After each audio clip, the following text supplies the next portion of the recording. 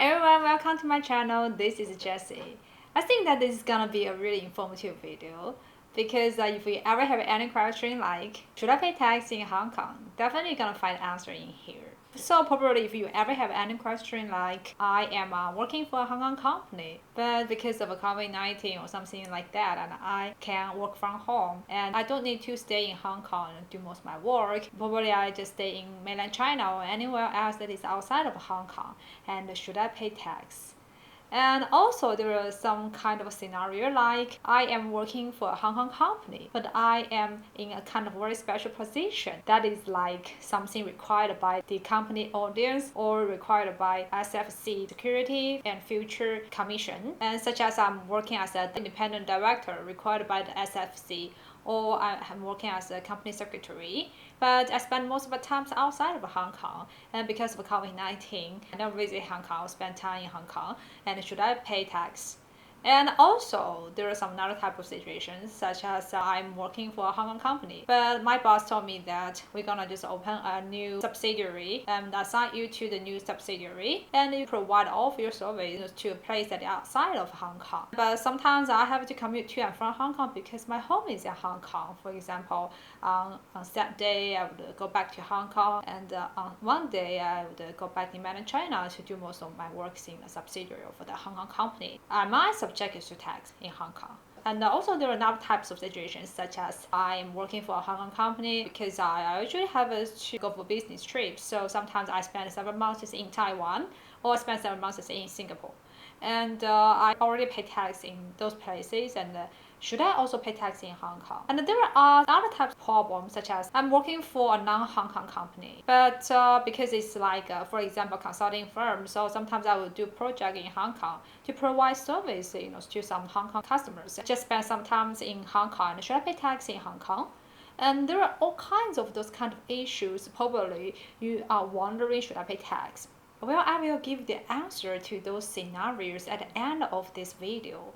Well, before answering those kind of questions, in this video, I will give you a self-test kit that designed by myself. In this way, once you work through the self-test kit in no more than 5 minutes, you will give yourself a certain answer to whether you have to pay tax in Hong Kong.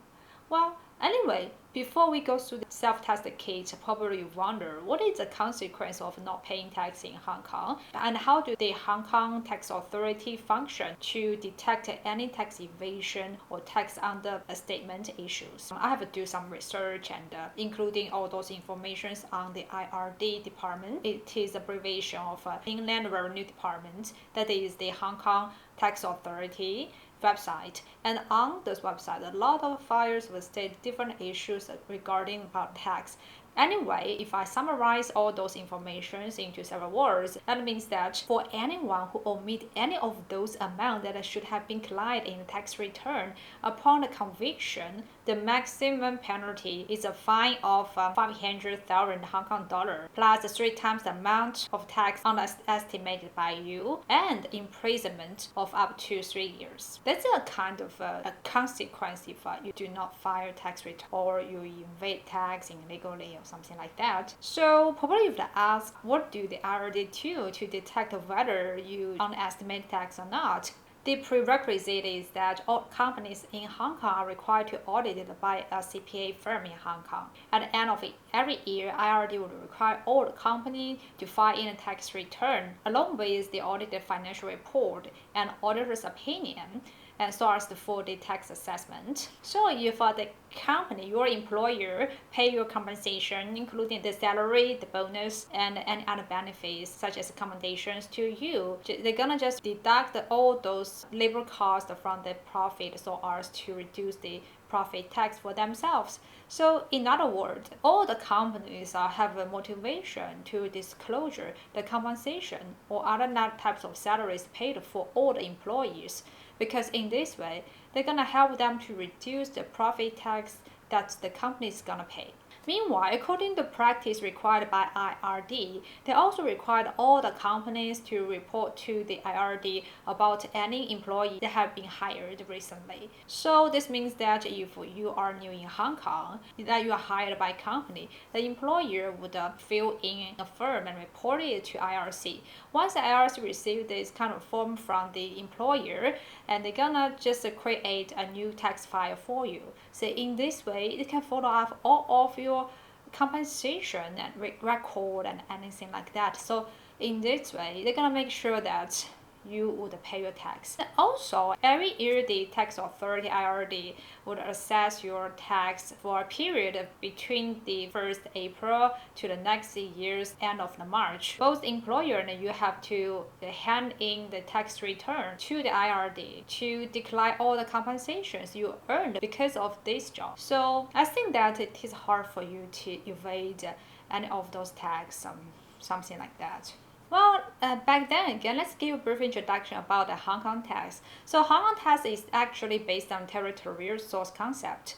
This means that only the profit which has a source in Hong Kong are subject to Hong Kong tax. If the profit sources anywhere else are not subject to Hong Kong tax. Under the territorial source in concept, if your income arises in or derived from Hong Kong, you are obliged to the Hong Kong tax. So the IRD will not tax profit earned overseas, even by a Hong Kong residential company. Even if you are an international company, but all the incomes you earn are actually from Hong Kong, has a Hong Kong source, you are obliged to Hong Kong tax. So that is like a basic concept here. And here, let's talk about the self-test kit I designed for you. So I only have to ask yourself a couple of questions and go through the self-test kit.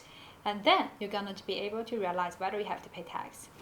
Well, first the question you're going to ask yourself is that, are you sure that the income you earned is a Hong Kong source or not? So the answer is like, definitely not a Hong Kong source. So you don't need to do the further test at all. That means that you are not required to pay any Hong Kong tax. But you are not certain, or you say you have a certain answer like, yes, it is a Hong Kong source. Maybe you have to go to the next question. And the next question you're going to ask yourself is that your income comes from which of the following Hong Kong source? So there are three types: the office, pension, and employment. Employment is the most common one that I'm going to talk about it later. So first thing is like office. So what do I mean by office? So what is office? So the office is defined as a substantive and permanent position which has existence independent from the person. So, for example, if you are working as independent director in a company, which is required by the SFC, or if you are working as a company secretary, which is required by the company audience, those kind of jobs are required by specific law. This means that the job is required in this company. It's like a required position. Even though you are not in Hong Kong during this year, if you earn any salary from this company that is centered in Hong Kong, definitely you are obliged to pay tax. And the second category is called pension. So the pension also applied by the source rule. That means that if the pension fund is managed in Hong Kong, all the benefits from this pension you received is like a Hong Kong source, and you are obliged to Hong Kong tax. And the next category is like employment. So it is something other than pension or the office. That is like you are hired by an employer, a company. So the company pay you compensation. You have to decide whether it has a source in Hong Kong. Let's go to the next question in the self-test case. That is like, is it a Hong Kong employment or a non-Hong Kong employment? So if you want to answer this question, maybe you have to know the definition of a Hong Kong employment. I think that there are several criteria you can test whether it is a Hong Kong company or not. But I want to simplify it, and the most simple way to define it is that you can check the residence of employers, whether the residence of employer is in Hong Kong. If it is in Hong Kong, definitely it's a Hong Kong company. And you can just test it by check whether their direct meeting and their shareholder meeting are held in Hong Kong or not. If all those kind of important managerial meeting is actually held in Hong Kong, definitely this is a Hong Kong company. Otherwise, it is not a Hong Kong company. So if you are working for a non-Hong Kong company, usually if all those salaries you earn is outside of Hong Kong, definitely you are not subject to Hong Kong tax. However, they are only tax those income that derive from or arise in Hong Kong. And also you have to apply by a 60 days rule. So if the taxpayer visit Hong Kong for more than 60 days, and also you have income that arise in or derived from Hong Kong, definitely you have to pay tax based on the time apportion. That means that in a year there are 365 days. It's just like visiting days. It is not like working days. So if you spend more than 6 days, natural days in Hong Kong, probably you have to pay the tax. So let's say that you spend 70 days in Hong Kong. So all the incomes that you earned in this year, if you earn 1 million Hong Kong dollar, and you have to use 1 million Hong Kong dollar times the 60 days divided by 365 days. So this is the kind of income that subject is to the Hong Kong test. In other words, this portion of income is like a Hong Kong source income. But what if you are working for a Hong Kong company? This means that, generally speaking, all the income you earned are 100% taxable. However, there are 2 exemptions. So if you ever had a chance to meet the requirements, maybe you had a chance not to pay tax in Hong Kong.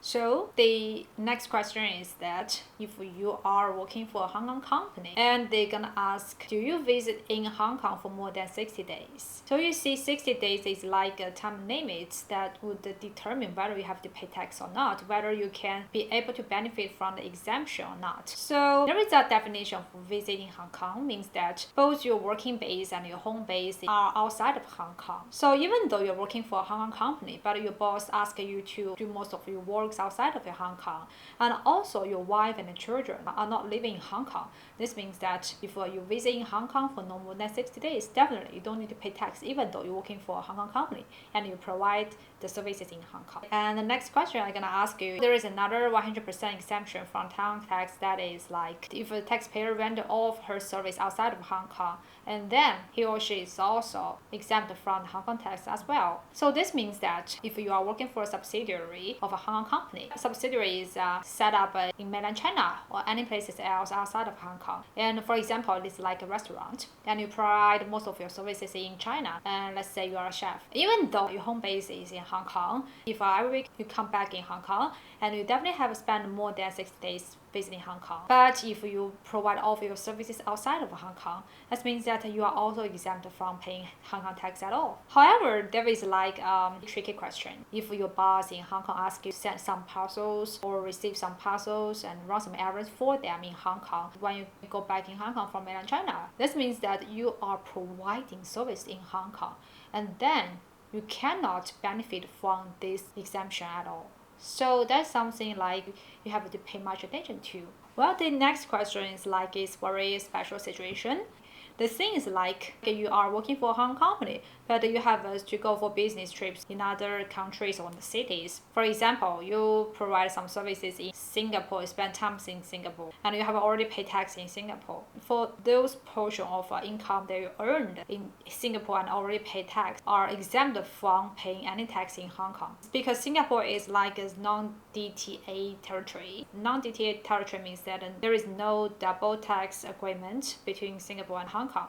So if you have already paid tax in Singapore, then you are exempt from paying any tax in Hong Kong. However, there are some kind of DTA territories, such as in mainland China. Actually, Hong Kong and mainland China have already signed the double tax agreement. So even if you earn the income, pay the tax in mainland China, if you're working for a Hong Kong company, definitely when you go back in Hong Kong and you still have to fill in the tax return. And this portion of income you earned from China and tax in China are also subject to the Hong Kong tax. So actually that is the end of the self-test kit. After going through the self-test kit, definitely I think that you have a pretty certain answer in your mind whether you have to pay tax or not based on your own situation. Actually, let's answer all those questions at the beginning of my video. So, if you are working for a company that is in Hong Kong, definitely you are subject to Hong Kong test. But if you spend most of the time outside of Hong Kong, even though you're working for a Hong Kong company and you provide services in Hong Kong, let's say you visit Hong Kong for no more than 60 days and your home base and work base is outside of Hong Kong, it is not necessary for you to pay tax. And then the second question is like, if you are working as an independent director or company secretary for a Hong Kong company, you definitely have to pay tax 100%. There is no exemption for you. And third one is like, if you are working for the subsidiary of a Hong Kong company, you can make sure that all the services you provide is outside of Hong Kong. Definitely, you are exempt from paying tax, even though you would visit Hong Kong. It's not a factor that will change your tax position. And also, the next question is like, if you are working for a non-Hong Kong company, but you spend like more than 60 days in Hong Kong and you provide service in Hong Kong, the income you earn is derived from or rising in Hong Kong. Definitely, you have to pay tax, but it is on the time apportion basis. So that is like the today's content. If you like my video, please thumb up. And if you have any questions or comments, you are really welcome to leave a message below. So anyway, thanks, bye.